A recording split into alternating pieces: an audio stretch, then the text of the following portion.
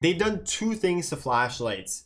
The first thing they did was called a locker blind immunity. If a killer was fishing someone out of a locker and you stood behind the locker, you can actually flashlight save the killer and they couldn't do anything about it. They now have added immunity to that. So no matter what, you cannot flashlight save a killer who picks out of a locker. So that's like a big nerf that you just can't do like a flashlight locker tech anymore. I feel like some people that were able to do that really easily in Swifts are pretty upset about that. And then they made a flashlight save buffer. So this is a buff. They've added an extra 0.25 second buffer to the end of the killer pickup animation, in which if you still have your flashlight in that buffer zone and it ends there, you're still gonna get the flashlight save stun off. This is great for beginners who are trying to learn how to do flashlight saves, because starting out, the timing is actually pretty difficult. And this will make it a lot easier. I think the locker blind immunity is probably the biggest controversial change out of this update.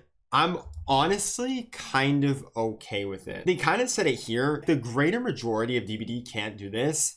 And yeah, it did add to like the skill gap that survivors had if you could do this versus if you couldn't. But the thing is, in solo queue, which is the majority of the player base, you literally just can't do this, because the chance you being behind a locker uncoordinated and a killer fishing someone out of a locker and you getting a save in solo queue, that like literally never happens. This is like an exclusively Swift thing. If you're a really good Swift, you could definitely abuse this. It is pretty fun to pull off, I will admit, but I don't think this affects that many people. It's going to be like the small percentage of flashlight Swifts. I feel like you're going to be pretty upset with this.